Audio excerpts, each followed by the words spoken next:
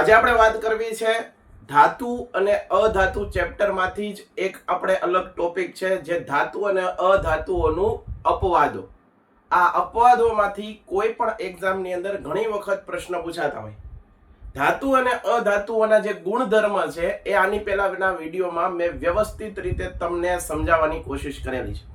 આખો લેક્ચર છે એની અંદર મેં ધાતુ અને અધાતુ અને તફાવત સ્વરૂપમાં એના જે ગુણધર્મો છે એ ગુણધર્મોને મેં સમજાવ્યા છે. આજના આ લેક્ચરમાં વિદ્યાર્થી મિત્રો આપણે શું શીખવાના છીએ તો કે ભાઈ આજના આ લેક્ચરની અંદર આપણે શીખવાના છીએ ધાતુ અને અધાતુઓના અપવાદો. આ અપવાદોમાંથી કોઈ પણ એક્ઝામ હોય એની અંદર પ્રશ્ન તમને પૂછાતા હોય. તો આજે આપણે ચર્ચા કરવી છે ધાતુ અધાતુઓના કન્ફ્યુઝન, જે કે અપવાદો, આવામાંથી પ્રશ્ન પૂછાતા હોય. તો જોઈએ વિદ્યાર્થી મિત્રો, એવી કઈ ધાતુ છે કે જે ઓરડાના તાપમાને આપણને પ્રવાહી સ્વરૂપે જોવા મળે. પ્રશ્ન ખાસ વાંચવાનો કે એવી કઈ ધાતુ છે જે ઓરડાના તાપમાને પ્રવાહી સ્વરૂપે જોવા મળે. અહીંયા ધાતુ પૂછી છે. એવી કઈ ધાતુ કે જે ઓરડાના તાપમાને પ્રવાહી સ્વરૂપે જોવા મળે, તો એવી ધાતુનું નામ છે પારો અથવા મર્ક્યુરી. એની સંજ્ઞા છે Hg. ઘણીવાર વિદ્યાર્થી મિત્રો સંજ્ઞાઓ પણ પૂછાતી હોય છે.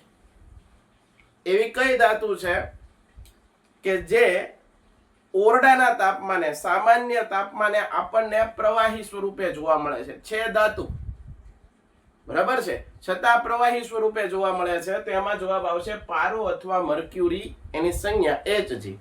એના પછીનો બીજો પ્રશ્ન જોજો વિદ્યાર્થી મિત્રો, એવી કઈ અધાતુ છે જે ઓરડાના તાપમાને પ્રવાહી સ્વરૂપે જોવા મળે. પ્રશ્ન એક સરખો લાગતો હોય છે તમને પહેલી નજરમાં જોતા, પરંતુ અહીંયા એક શબ્દ આવી ગયો, એવી કઈ અધાતુ. તો એવી કઈ અધાતુ છે જે ઓરડાના તાપમાને આપણને કેવા સ્વરૂપમાં જોવા મળે, તો કે ભાઈ પ્રવાહી સ્વરૂપે જોવા મળે. અધાતુ પૂછી છે. તો અધાતુ પૂછે વિદ્યાર્થી મિત્રો ત્યારે હંમેશા જવાબ આવશે બ્રોમિન જળ.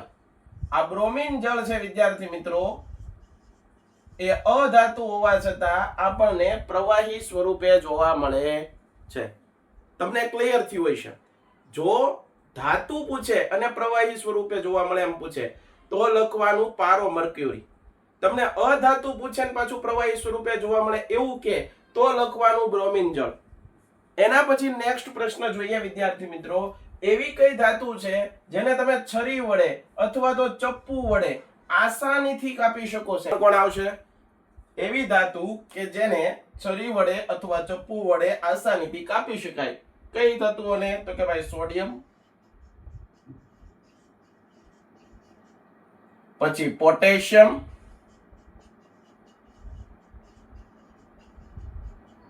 અને આયોડીન. સોડિયમ, પોટેશિયમ અને આયોડીન જેવી ધાતુ છે એને તમે છરી વડે અથવા ચપ્પુ વડે આસાનીથી કાપી શકો. અહીંયા વિદ્યાર્થી મિત્રો ખાસ યાદ રાખજો, સોડિયમ અને પોટેશિયમ જેવી ધાતુ છે એને તમે છરી વડે આસાનીથી કાપી શકો છો. બરાબર, સોડિયમ અને પોટેશિયમને છરી વડે આસાનીથી કાપી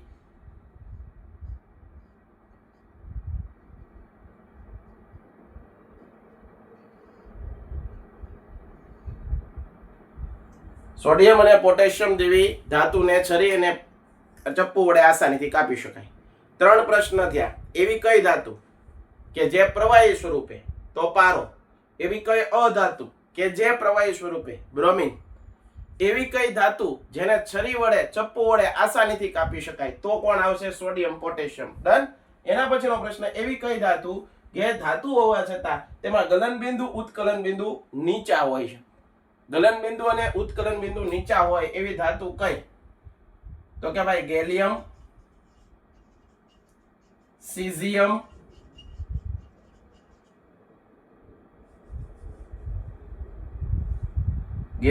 પછી સીઝિયમ અને લિથિયમ.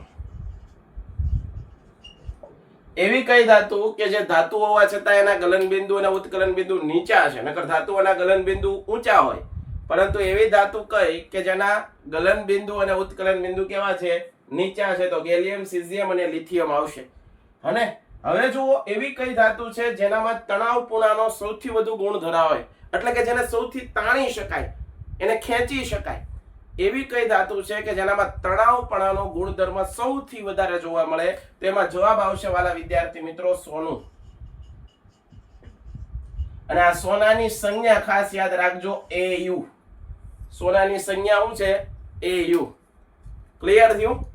એવી કઈ ધાતુ જેમાં તણાવપણાનો સૌથી વધારે ગુણધર્મ જોવા મળે? તો એમાં જવાબ આવશે સોનું. હવે વિદ્યાર્થી મિત્રો એના પછીનો પ્રશ્ન જોઈએ. 1 ગ્રામ સોનામાંથી કેટલો લાંબો તાર બનાવી શકાય? એટલે કે એને ખેંચીને તાણીને કેટલો વધારેમાં વધારે કેટલા લાંબો તાર બનાવી શકાય? તો 1 ગ્રામ સોનું હોય તો એમાંથી આપણે વિદ્યાર્થી મિત્રો 2 કિલોમીટર જેટલો લાંબો, કેટલો? 2 કિલોમીટર જેટલી લંબાઈ ધરાવતો, વિદ્યાર્થી મિત્રો યાદ રાખો, 2 કિલોમીટરની લંબાઈ ધરાવતો તાર બનાવી શકાય ખેંચીને તાણીને. બરાબર? એટલે સૌથી વધારે એનામાં ગુણધર્મ જોવા મળે છે. એવી અધાતુ જે દુનિયાની સૌથી સખત છે. હું કીધું? એવી અધાતુ. નકર અધાતુ તો હલકી હોય ને, પણ આ તો અધાતુ છે ને પાછી દુનિયાની સૌથી સખત, એટલે કે હીરો આવશે વિદ્યાર્થી. આ હીરો એ દુનિયાનું સૌથી સખતમાં સખત પદાર્થ છે. બરાબર? ડાયમંડ. કઈ અધાતુ વિદ્યુતનું સુવાહક છે? અધાતુ છે એ તો વિદ્યુતના અવાહક હોવા જોઈએ, પરંતુ એક એવો અપવાદ છે કે જે વિદ્યુતનું સુવાહક છે ને એમાં આવશે વિદ્યાર્થી મિત્રો ગ્રેફાઇટ. એવી અધાતુ જેની સપાટી ચળકાટ ધરાવે છે. અધાતુ છે નકર એની સપાટી એટલી બધી ચળકાટ ન ધરાવે, પરંતુ એવી અધાતુ કઈ કે જેની સપાટી ચળકાટ ધરાવે છે? તો એમાં જવાબ આવશે આયોડીન. તો વાલા વિદ્યાર્થી મિત્રો, આજના આ લેક્ચરમાં જે કઈ પણ આ બીજા લેક્ચર સાથે કન્ટિન્યુ, પહેલા લેક્ચરમાં જે ભણ્યા એની સાથે કન્ટિન્યુ છે આ લેક્ચર. પહેલામાં આપણે ધાતુ અને અધાતુના ગુણધર્મ છે એ વિસ્તારથી ભણ્યા, એક એક પોઈન્ટ વ્યવસ્થિત સમજ્યા. એમાંથી આપણને કેવા પ્રશ્ન પૂછાય, કયા ટાઈપના પ્રશ્ન પરીક્ષામાં આવી શકે, એના માટેનો આ પાર્ટ 2 છે, જેનું નામ છે ધાતુ અધાતુઓના અપવાદોનું કન્ફ્યુઝન. ડન છે? તો આજના આ લેક્ચરની અંદરથી તમને ઘણું બધું શીખવા મળ્યું છે. ફરી પાછા કોઈક નવા ટોપિક સાથે, કોઈક નવા કન્ફ્યુઝન સાથે ડિટેલમાં ચર્ચા કરવા માટે મળશું. ત્યાં સુધી જય હિન્દ, જય ભારત, ધન્યવાદ. ભારત માતા કી જય.